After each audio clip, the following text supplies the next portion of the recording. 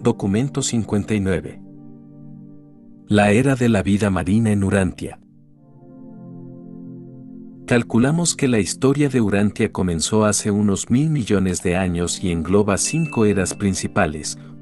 1. La era antevida se extiende a través de los 450 millones de años iniciales, desde alrededor del momento en que el planeta alcanzó su tamaño actual hasta el momento del establecimiento de la vida. Vuestros estudiosos han designado este periodo por el Arqueozoico. 2. La era de los albores de la vida se extiende por los siguientes 150 millones de años. Entre la precedente edad antevida o de cataclismo y el siguiente periodo de vida marina superiormente desarrollada, media esta época. Vuestros investigadores conocen esta era con el nombre de Proterozoica. 3. La era de la vida marina abarca los siguientes 250 millones de años y la conocéis mejor por el nombre de Paleozoica. 4. La era de la vida terrestre primitiva comprende los próximos 100 millones de años y se llama era Mesozoica. 5. La era mamífera ocupa los últimos 50 millones de años. Esta era de los tiempos recientes se llama era Cenozoica. De este modo la era de la vida marina engloba como un cuarto de la historia de vuestro planeta. Esta se puede subdividir en 6 periodos largos, cada uno caracterizado por ciertas evoluciones bien definidas tanto en los ámbitos geológicos como en los dominios biológicos. Al principiar esta era, los fondos del mar, las extensas plataformas continentales y las numerosas cuencas de poca profundidad cerca de las costas están cubiertas de una vegetación prolífica. Las formas de vida animal más primitivas y más sencillas ya se han desarrollado a partir de los organismos vegetales anteriores, y los primeros organismos animales se han ido abriendo camino gradualmente a lo largo de las extensas costas de las distintas masas terrestres hasta que los múltiples mares interiores están pululantes de vida marina primitiva. Ya que tan pocos de estos organismos primitivos tenían conchas, muy pocos se han conservado como fósiles. No obstante, la escena está dispuesta para los primeros documentos de ese gran libro de piedra sobre la preservación de los anales de la vida, los cuales se iban asentando tan metódicamente durante las edades que se sucedían. El continente de América del Norte es fabulosamente rico en depósitos que contienen fósiles de la entera era de vida marina. Las primerísimas y más antiguas capas están separadas de los estratos posteriores del periodo precedente mediante extensos depósitos de erosión que claramente segregan estas 2 etapas de desarrollo planetario. 1. La vida marina primitiva en los mares de poco profundidad, la edad de los trilobites.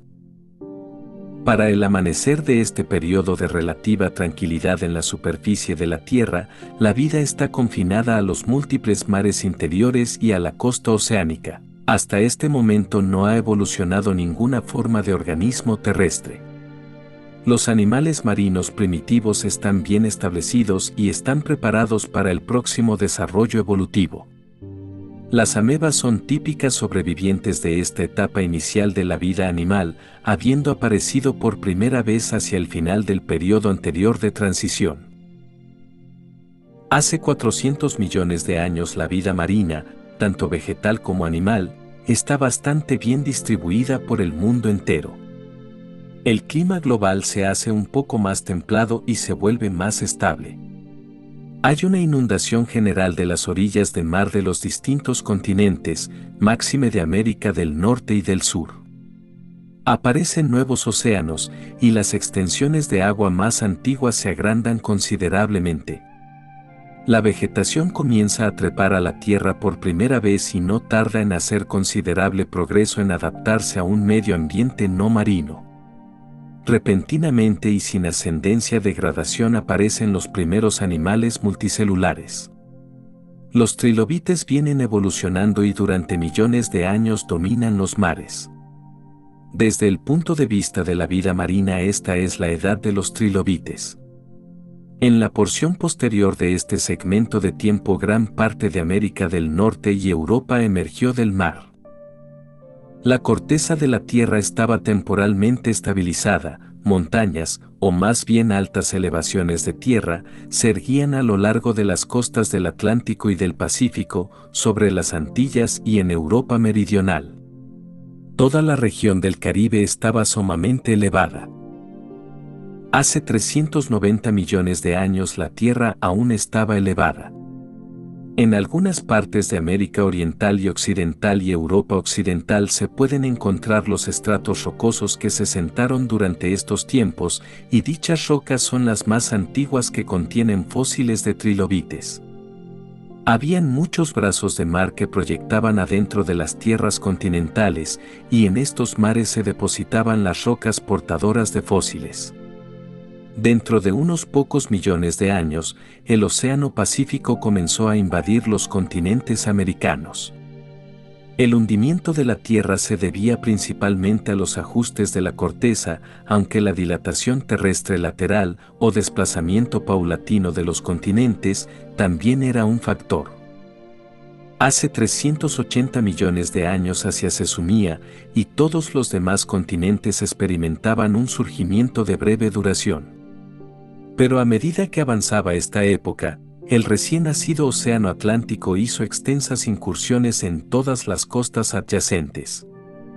Los mares nórdicos Atlántico o Ártico se comunicaban en aquel entonces con las aguas meridionales del Golfo.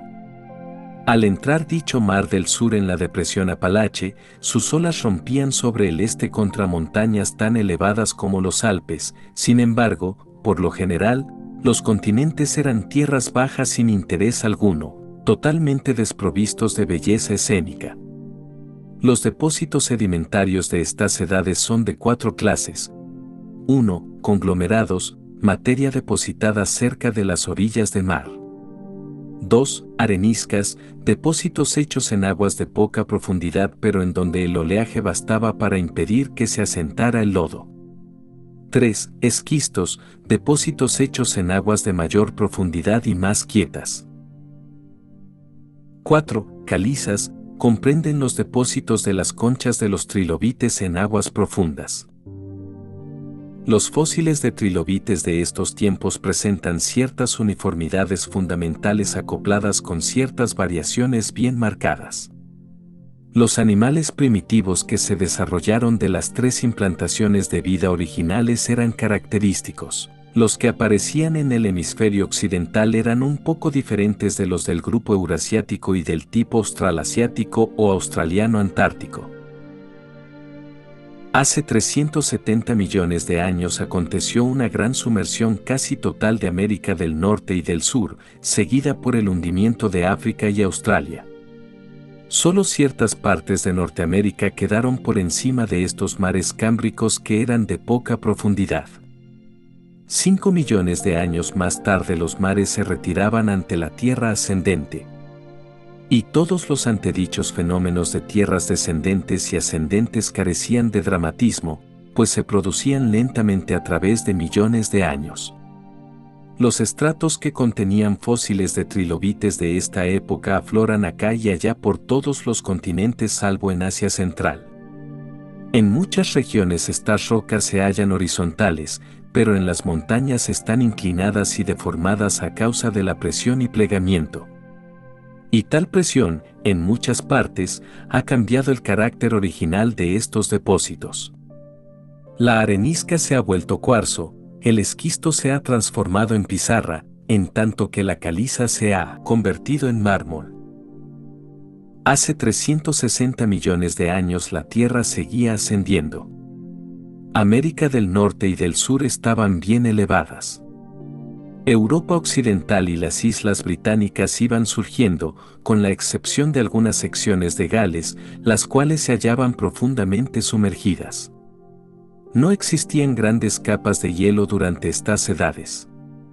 Los supuestos depósitos glaciales que aparecen relacionados con estos estratos en Europa, África, China y Australia se deben a glaciares de montaña aislados o al desplazamiento de detritos glaciales de origen posterior. El clima global era de carácter oceánico, no continental. Los mares del sur eran en ese entonces más tibios que lo que son en la actualidad y se extendían hacia el norte sobre Norteamérica hasta las regiones polares. La corriente del Golfo seguía su curso sobre la porción central de Norteamérica, desviándose hacia el oriente para bañar y calentar los litorales de Groenlandia, convirtiendo ese continente que ahora está cubierto de un manto de hielo en un verdadero paraíso tropical.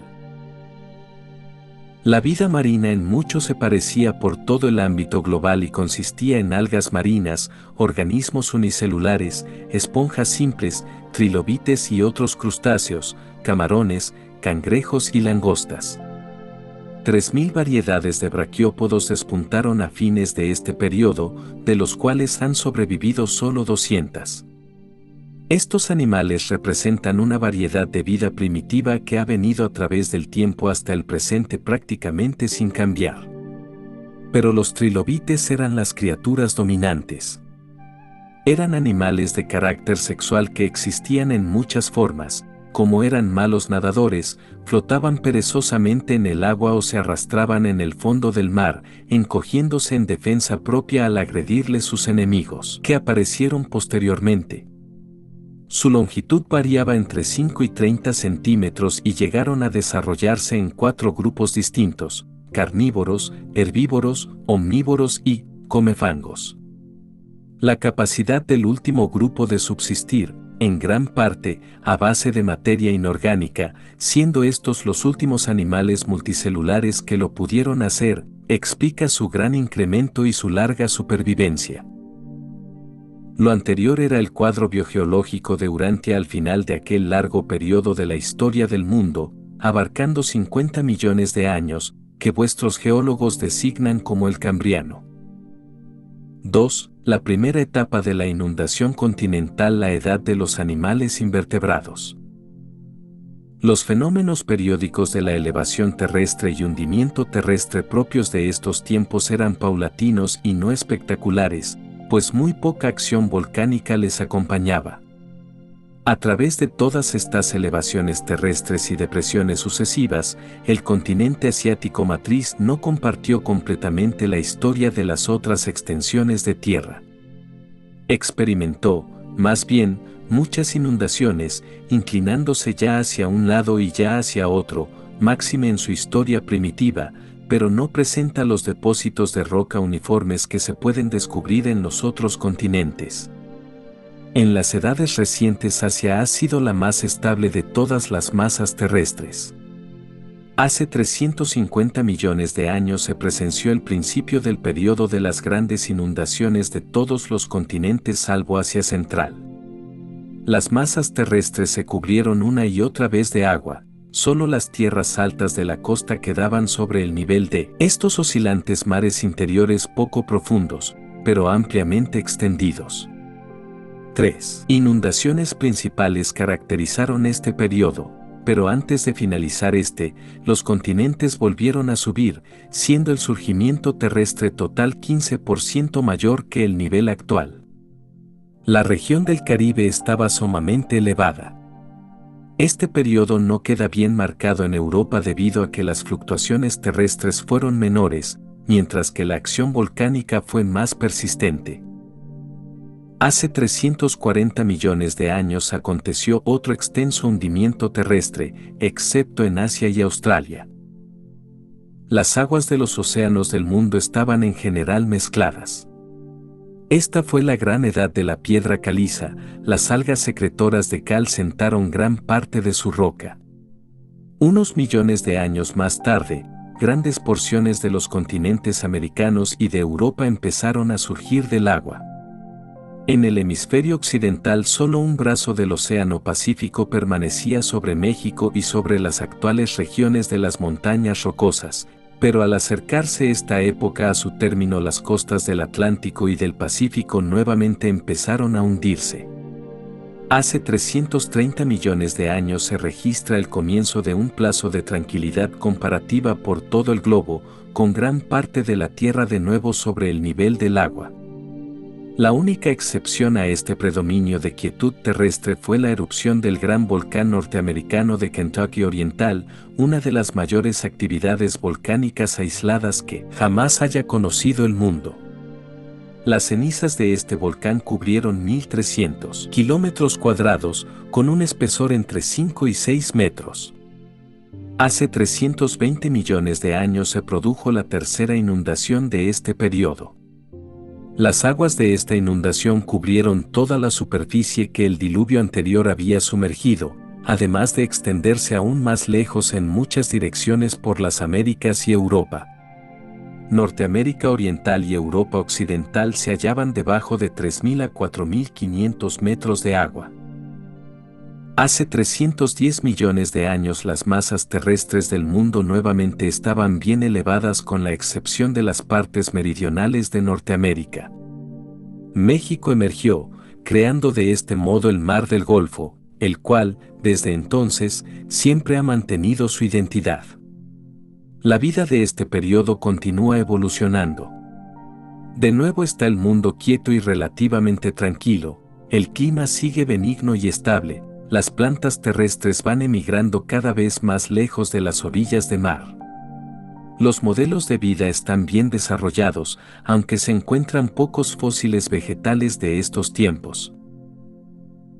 Esta fue la gran edad de la evolución de los organismos animales individuales, bien que gran parte de los cambios fundamentales, tales como la transición de planta a animal, se habían producido anteriormente.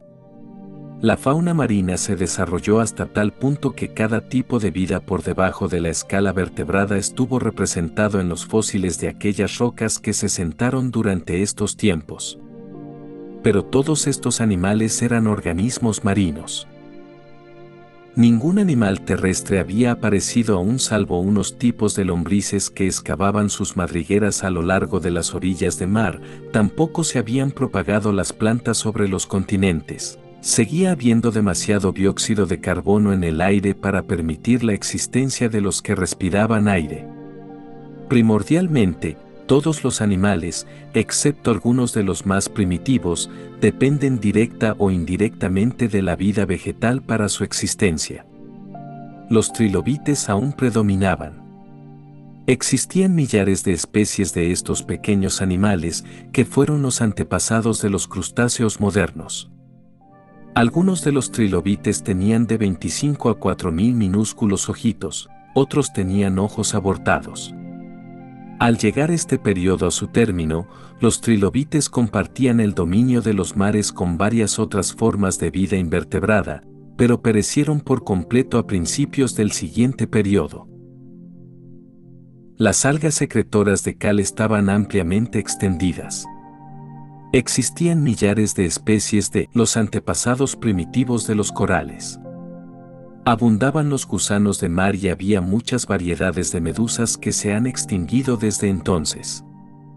Se desarrollaron los corales y los tipos más recientes de esponjas. Los cefalópodos estaban bien desarrollados y han sobrevivido en forma de los nautilos, pulpos, sepias y calamares de los tiempos modernos. Había muchas variedades de animales de concha, pero sus conchas no les hacían tanta falta a la sazón para fines defensivos como en las edades subsiguientes. Había gastrópodos en las aguas de los mares antiguos y comprendían los caracoles marinos perforadores de concha simple, Urosalpinx cinerea, los vígaros, Litorina litorea y los caracoles de mar comunes.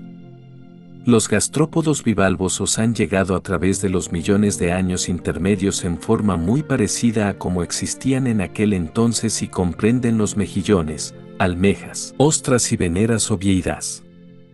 También se desarrollaron los organismos de concha de valva, y estos braquiópodos vivían en aquellas aguas antiguas en forma muy similar a como hoy en día existen, incluso sus valvas tenían dispositivos protectores engoznados, mellados y de otras suertes. Así finaliza la historia evolutiva del segundo gran periodo de vida marina, que vuestros geólogos conocen como el Ordovícico. 3. La segunda etapa de grandes inundaciones, el periodo del coral, la edad de los braquiópodos. Hace 300 millones de años comenzó otro gran periodo de sumersión terrestre. La intrusión de los antiguos mares silurianos hacia el sur y norte los disponía para absorber a la mayor parte de Europa y América del Norte. La Tierra no estaba elevada a gran distancia sobre el nivel del mar, de modo que no quedaron muchos depósitos alrededor de las costas de mar. En los mares hormigueaba mucha vida de concha caliza, y la caída de estas conchas al fondo del mar de manera gradual iba sentando capas muy gruesas de caliza. Este fue el primer vasto depósito de caliza, y cubrió casi toda Europa y Norteamérica, pero solo se deja ver en la superficie de la Tierra en pocos sitios. El grosor de esta capa de roca antigua tiene un promedio de unos 300 metros, no obstante gran parte de estos depósitos, desde entonces, se ha deformado en gran medida por las inclinaciones, solevantamientos y fallas, y muchos se han convertido en cuarzo, esquisto y mármol. No se encuentra roca ígnea o lava en las capas de roca de este periodo salvo las de los grandes volcanes de Europa meridional y de Maine oriental y los flujos de lava de Quebec. La acción volcánica casi había pasado. Este fue el apogeo del gran depósito en agua, poco o nada se produjo en gran parte en cuanto a formación de montañas. Hace 290 millones de años el mar se había retirado de los continentes en gran medida, y los fondos de los océanos circundantes se hundían. Las masas terrestres estaban muy poco cambiadas hasta que se volvieron a sumergir. Estaban empezando los primeros movimientos de las montañas en todos los continentes, y los más importantes de estos levantamientos de la corteza fueron los Himalayas de Asia y los grandes montes de la Caledonia, que se extienden desde Irlanda por Escocia hasta Spitsbergen. Gran parte del gas, petróleo, zinc y plomo se encuentran en los depósitos de esta edad, el gas y petróleo derivándose del enorme cúmulo de materia vegetal que quedó sumida durante la sumersión terrestre anterior, en tanto que los depósitos minerales representan la sedimentación de extensiones de aguas despaciosas. Gran parte de los depósitos de salgema corresponden a este periodo. Los trilobites disminuyeron a un ritmo acelerado, y los moluscos mayores, o cefalópodos, pasaron a un primer plano. Estos animales crecían a un tamaño de 5 metros de largo y 30 centímetros de diámetro y se hicieron los dueños de los mares. Esta especie apareció repentinamente, asumió el dominio de la vida marina. La gran actividad volcánica de esta edad fue en el sector europeo. Desde hacía millones y millones de años no habían acontecido erupciones volcánicas tan violentas y extensas como las que en ese entonces se produjeron alrededor de la depresión del Mediterráneo y sobre todo en las inmediaciones de las Islas Británicas. Este flujo de lava sobre la región de las Islas Británicas aparece hoy a manera de capas alternas de lava y roca de un grosor de unos 8.000 metros. Los flujos de lava intermitentes que se desparramaban sobre un lecho de mar de poca profundidad sentaban estas rocas, de este modo se intercalaban los depósitos de roca, y todo esto quedó elevado posteriormente a gran altura sobre el nivel del mar. Hubo violentos terremotos en Europa septentrional, notablemente en Escocia. El clima oceánico seguía siendo templado y uniforme, y los mares tibios bañaban las costas de las tierras polares. Es posible encontrar braquiópodos y otros fósiles de vida marina en estos depósitos hasta el mismo Polo Norte. Los gastrópodos, braquiópodos, esponjas y los corales que forman arrecifes continuaban aumentando. Al término de esta época se presencia el segundo avance de los mares silurianos con otra mezcla de las aguas de los océanos australes y septentrionales. Los cefalópodos dominan la vida marina a medida que formas de vida se van desarrollando y diferenciándose de manera progresiva. Hace 280 millones de años los continentes habían emergido en gran parte de la segunda inundación siluriana. Los depósitos de roca de esta sumersión se conocen en Norteamérica con el nombre de piedra caliza del Niágara, debido a que este es el estrato de roca sobre el cual corren las cataratas de Niágara. Esta capa de roca se extiende desde las montañas orientales hasta la región del Valle del Mississippi, pero no al oeste de esta, sino hacia el sur. Varias capas se extienden sobre el Canadá, porciones de América del Sur, Australia y la mayor parte de Europa, siendo el grosor medio de esta serie de Niágara de casi 200 metros. Yaciendo sobre el depósito de Niágara, en muchas regiones se puede encontrar un cúmulo de conglomerado, esquisto y salgema. Esta es la acumulación de asentamientos secundarios. Esta sal se posó en grandes lagunas que alternativamente abrían salida al mar y las cerraban, de manera que se produjera evaporación con depósito de sal, junto con otras materias en solución. En algunas regiones estos lechos de salgema son de un espesor de 20 metros. El clima es estable y templado, y se sientan los fósiles marinos en las regiones árticas. Pero para fines de esta época los mares son tan excesivamente salados que poca vida sobrevive. Hacia el término de la última sumersión siluriana se da un gran incremento de equinodermos, los lirios de mar, tal como se evidencia en los depósitos de piedra caliza con crinoideos. Casi han desaparecido los trilobites, y los moluscos continúan siendo los monarcas de los mares. La formación de arrecifes de coral se incrementa considerablemente. Durante esta edad, evolucionan por primera vez en los sitios más favorables los escorpiones acuáticos primitivos. Poco después, y repentinamente, los verdaderos escorpiones, que de hecho respiraban aire, aparecen por primera vez. Estas evoluciones terminan el tercer periodo de vida marina, que abarca 25 millones de años y que vuestros investigadores conocen como el Siluriano. 4. La etapa del gran surgimiento terrestre. El periodo de vida terrestre vegetativa. La edad de los peces. En la lucha secular entre la tierra y el agua, durante largos periodos el mar ha salido comparativamente victorioso, pero los tiempos de victoria de la tierra están por venir. Las derivas continentales no han sido tan intensas, sino que, a veces, prácticamente toda la tierra del mundo está unida mediante istmos angostos y puentes terrestres estrechos. Al emerger la Tierra de la última inundación siluriana, un periodo importante en el desarrollo del mundo y la evolución de la vida llega a su término. Es el amanecer de una nueva edad en la Tierra. El paisaje desnudo y sin atractivo de los tiempos pasados se va vistiendo de un verdor lujuriante, y dentro de poco tiempo despuntarán los primeros espléndidos bosques. La vida marina de esta edad era muy diversa debido a la segregación de las primeras especies, pero más adelante todos estos tipos distintos se mezclaron y se relacionaron libremente. Los braquiópodos alcanzaron su cúspide muy pronto, sucediéndoles a estos los artrópodos, y los percebes aparecieron por primera vez. No obstante, el más grande acontecimiento de todos era la aparición repentina de la familia de los peces. Esta se convirtió en la edad de los peces, aquel periodo de la historia del mundo caracterizado por el tipo de animal vertebrado. Hace 270 millones de años los continentes estaban todos sobre el nivel del agua. Desde hacía millones y millones de años no había estado tanta tierra sobre el nivel del mar a la vez. Fue una de las más grandes épocas de surgimiento de tierra de la entera historia del mundo.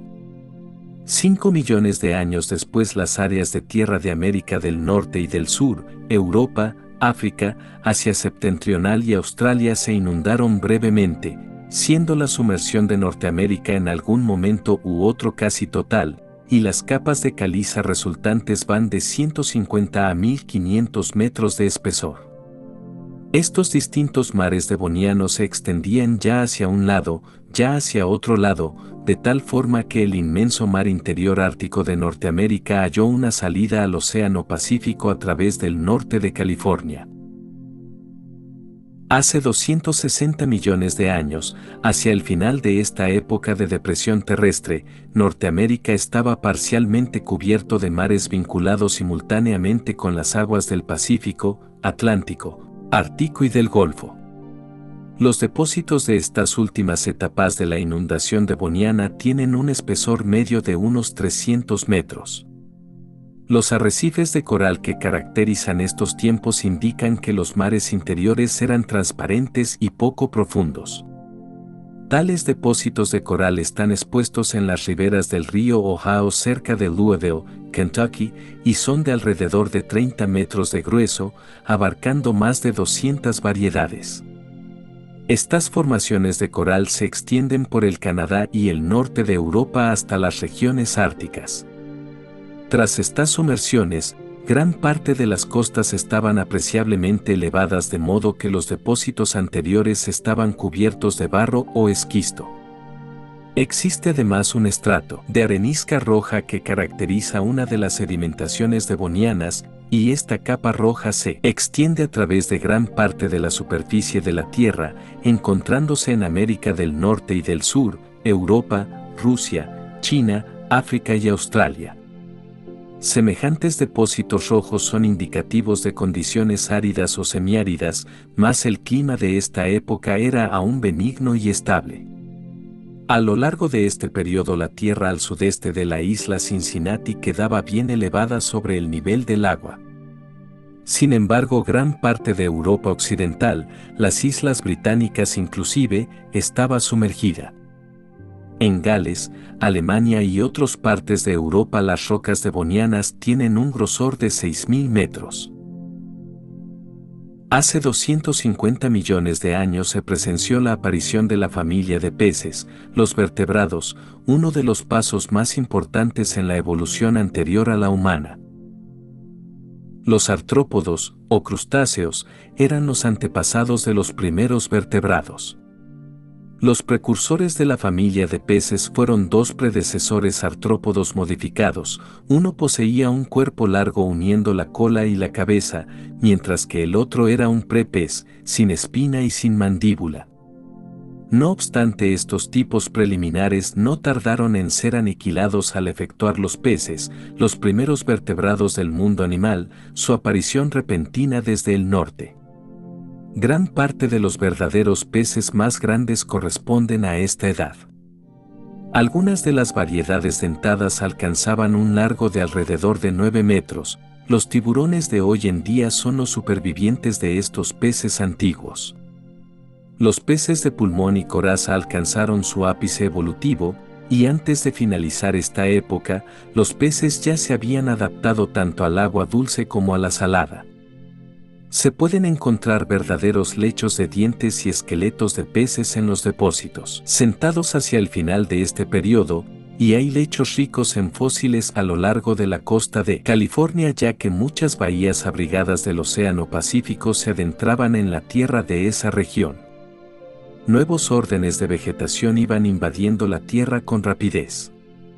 Hasta este momento había pocas plantas en la tierra, excepto junto a las orillas del agua. En este momento, y repentinamente, la prolífica familia de los helechos despuntó y se diseminó a un paso acelerado por la faz de la tierra que rápidamente se elevaba en todas partes del mundo. Pronto se desarrollaron varios tipos de árbol, de un espesor de 60 centímetros y de una altura de 12 metros. Después evolucionaron las hojas, mas estas variedades primitivas solo poseían un follaje rudimentario. Hubo muchas plantas menores, sin embargo sus fósiles no se encuentran puesto que la bacteria, que ya existía desde antes, solía destruirlos. Al elevarse la tierra, Norteamérica se unió a Europa mediante puentes terrestres que se extendían hasta Groenlandia. Y en el presente Groenlandia guarda los restos de estas primitivas plantas terrestres bajo su manto de hielo. Hace 240 millones de años la Tierra sobre partes de Europa así como sobre Norteamérica y Sudamérica empezó a hundirse.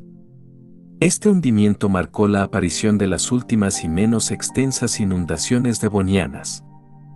Los mares árticos nuevamente se desplazaron hacia el sur sobre gran parte de Norteamérica, el Atlántico inundó gran parte de Europa y Asia Occidental, en tanto que el Pacífico meridional cubría la mayor parte de la India.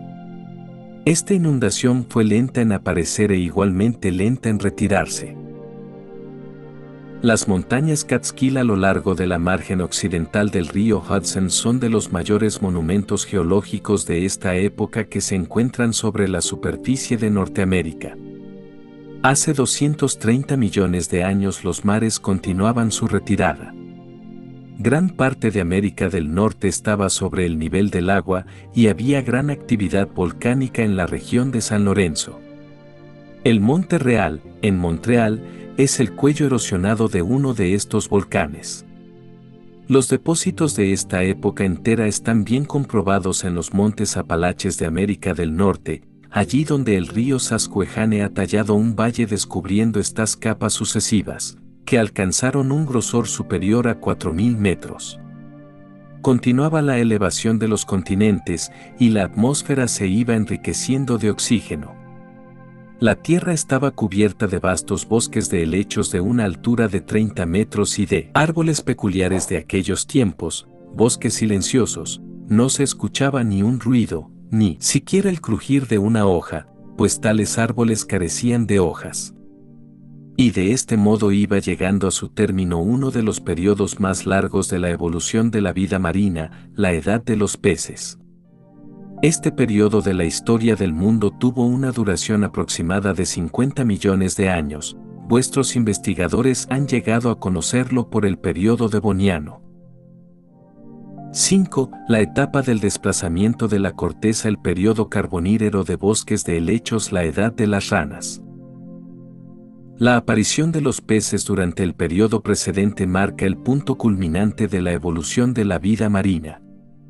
Desde este punto en adelante la evolución de la vida terrestre se hace cada vez más importante. Al iniciarse este periodo, el escenario está casi idealmente preparado para la aparición de los primeros animales terrestres.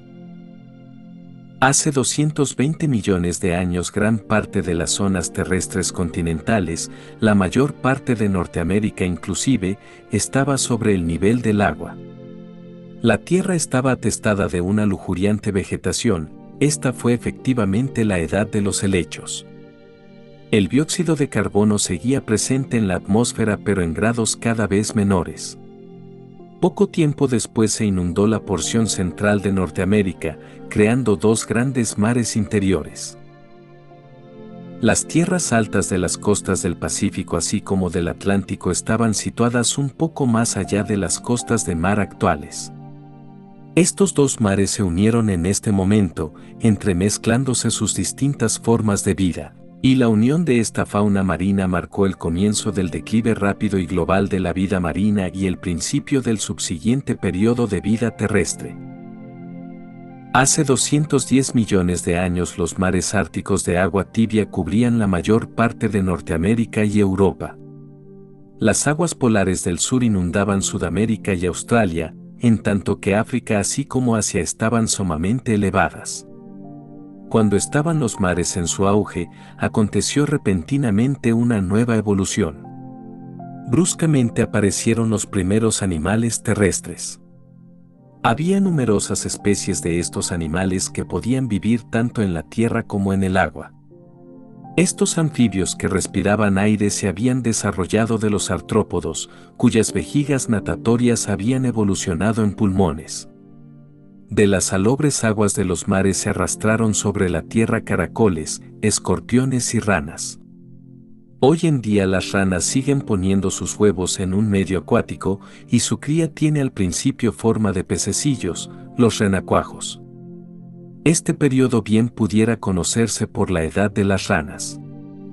Poco tiempo después los insectos despuntaron por primera vez y, junto con las arañas, escorpiones, cucarachas, grillos y cigarras, no tardaron en esparcirse por los continentes del mundo. Las libélulas medían más de 75 centímetros de ancho. Se desarrollaron 1000 especies de cucarachas y algunas llegaban a medir 10 centímetros de largo. Dos grupos de equinodermos se desarrollaron particularmente y son en realidad los fósiles guías de esta época. Los tiburones grandes que se alimentaban de los animales de concha también estaban bien desarrollados y durante más de 5 millones de años dominaron los océanos. El clima aún era templado y estable, la vida marina cambió muy poco. Los peces de agua dulce se iban desarrollando y los trilobites se aproximaban a su extinción.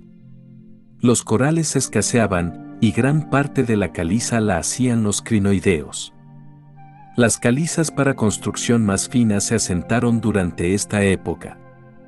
Las aguas de muchos mares interiores estaban tan cargadas de caliza y otros minerales que su presencia interfería considerablemente con el progreso y desarrollo de muchas especies marinas.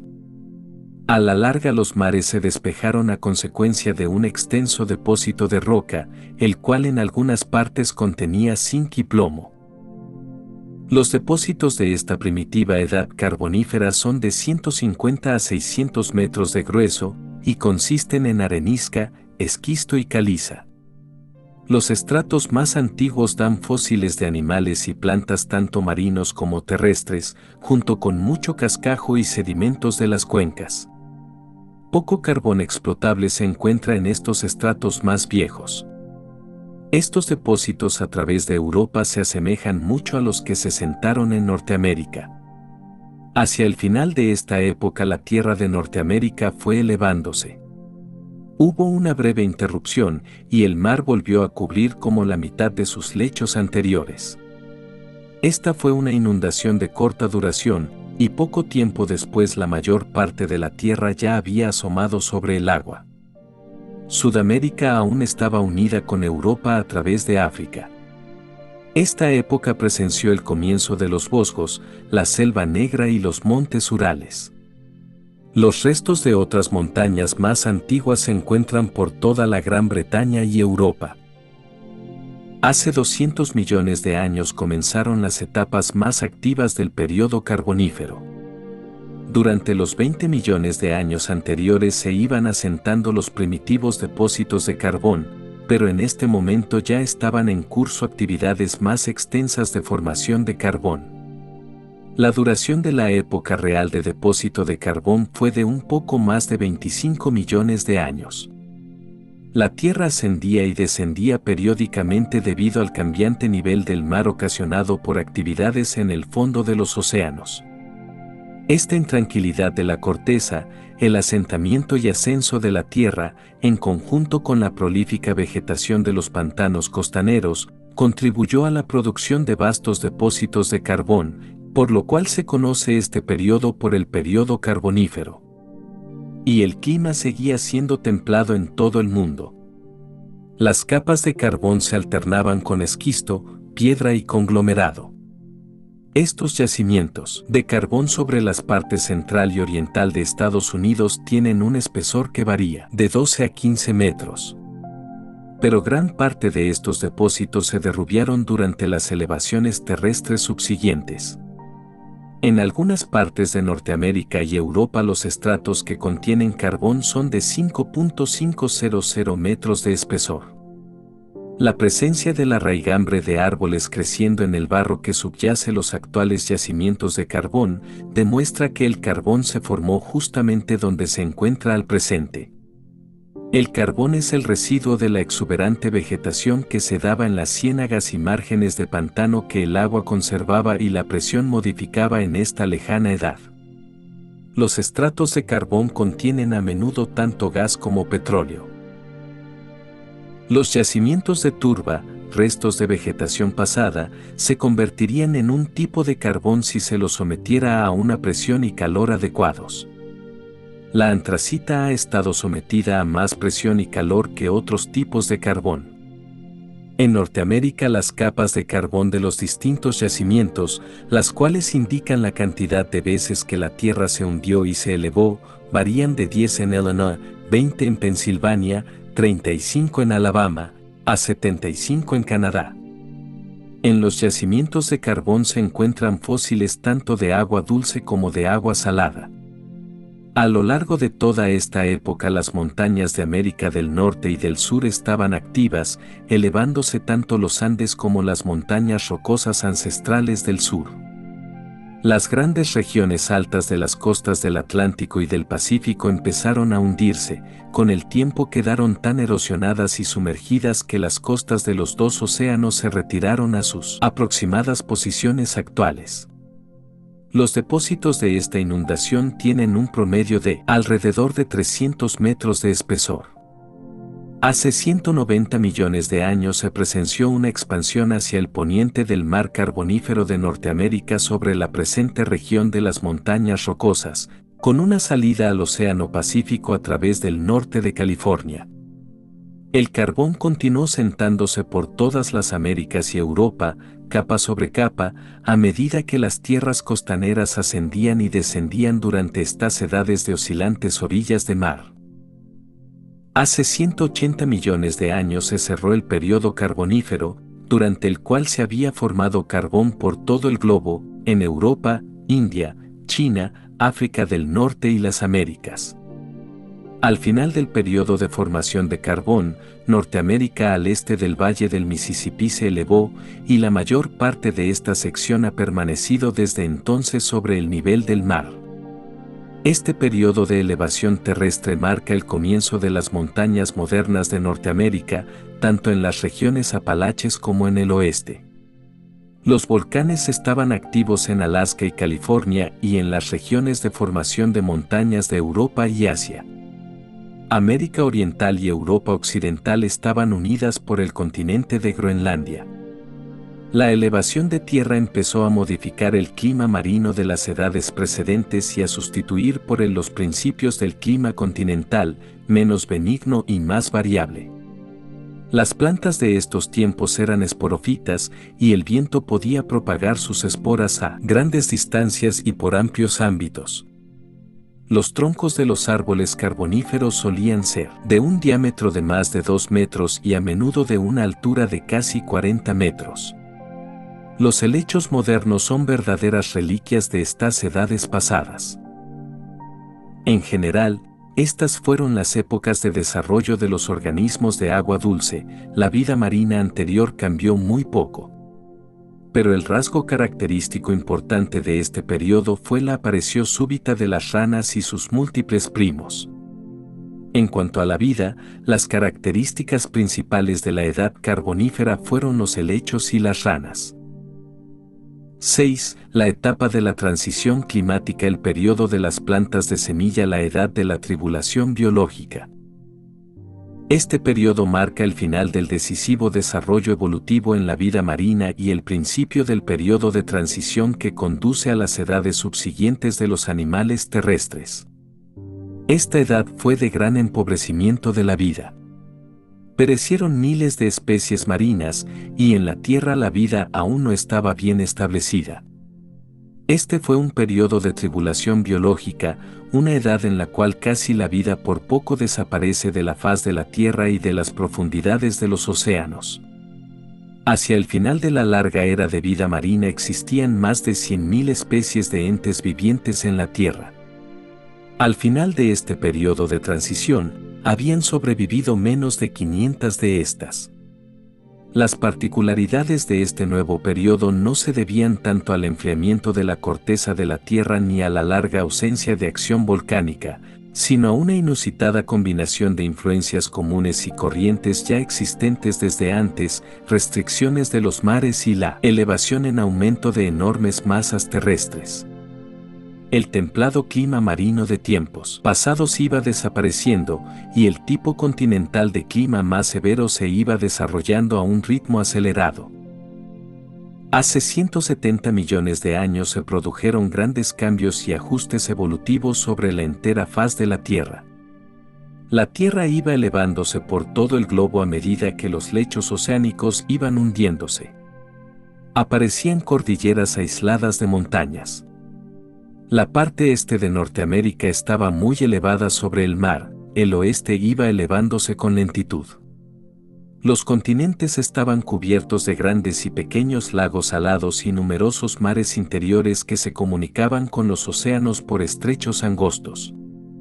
Los estratos de este periodo de transición varían de 300 a 2000 metros de grosor. La corteza de la Tierra se plegó considerablemente durante este periodo de elevaciones terrestres. Estos fueron tiempos de surgimiento continental, con la excepción de la desaparición de ciertos puentes terrestres, incluyendo los continentes que desde hacía tanto tiempo habían unido América del Sur con África y América del Norte con Europa. Gradualmente los lagos y mares interiores se iban secando por el mundo entero. Empezaron a brotar glaciares montañeses y regionales aislados, máxime sobre el hemisferio sur, y en muchas regiones se puede encontrar el depósito glacial de estas formaciones locales de hielo incluso entre algunos de los depósitos superiores y posteriores de carbón. Dos nuevos factores climáticos entraron en juego, la congelación y la aridez. Muchas de las regiones más elevadas de la Tierra se habían vuelto áridas y yermas. A lo largo de estos tiempos de cambio climático también acontecieron grandes variaciones en las plantas terrestres. Aparecieron por primera vez las plantas de semilla que brindaban una mejor fuente alimenticia para la vida animal terrestre que aumentaría en el futuro. Los insectos sufrían un cambio radical. Se desarrollaron las etapas de reposo para satisfacer las exigencias de la muerte aparente durante el invierno y las sequías. Entre los animales terrestres las ranas alcanzaron su clímax en la edad precedente y disminuyeron con rapidez, pero sobrevivieron, pues podían vivir largamente incluso en los charcos y lagunas en vía de evaporación de estos tiempos tan remotos y extremadamente exasperantes. Durante la decadencia de la edad de las ranas, se produjo en África el primer paso de la evolución de la rana al reptil. Puesto que las masas terrestres aún estaban unidas, esta criatura prerreptil, que respiraba aire, se propagó a lo largo y a lo ancho del globo. Para este momento la atmósfera había cambiado tanto que servía de manera admirable para sustentar la respiración animal. Poco tiempo después del advenimiento de estas ranas prerreptiles, Norteamérica quedó temporalmente aislada, desligada de Europa, Asia y Sudamérica. El enfriamiento paulatino de las aguas oceánicas contribuyó en gran medida a la aniquilación de la vida oceánica. Los animales marinos de aquellas edades se refugiaban provisionalmente en tres retiros favorables: la región del Golfo de México, la bahía del Ganges de India y la bahía de Sicilia de la cuenca mediterránea. Y desde estas tres regiones las nuevas especies marinas, nacidas a la adversidad, más adelante poblaron nuevamente los mares. Hace 160 millones de años la Tierra estaba cubierta en gran medida de una vegetación adaptada para sustentar la vida animal terrestre, y la atmósfera se había hecho ideal para la respiración animal. De este modo termina el periodo de la reducción de la vida marina y aquellos penosos tiempos de adversidad biológica que eliminaron todas las formas de vida salvo las que tenían valor de supervivencia, y que por consiguiente calificaron en su capacidad de predecesores de la vida de más rápido desarrollo y altamente diferenciada de las edades de evolución planetaria que sobrevendrían. El final de este periodo de tribulación biológica, que vuestros estudiosos conocen a fuer del periodo pérmico, además marca el final de la larga era paleozoica, que abarca un cuarto de la historia planetaria, 250 millones de años. El vasto vivero oceánico de vida en Urantia ha servido para el caso. Durante las largas edades en que la Tierra no era apta para sustentar la vida, antes de contener la atmósfera suficiente oxígeno para sustentar los animales terrestres superiores, el mar protegía y nutría la vida primitiva del reino. En este momento la importancia biológica del mar va menguando progresivamente a medida que la segunda etapa de evolución va desplegándose en la Tierra. Gracias por escuchar Urantia.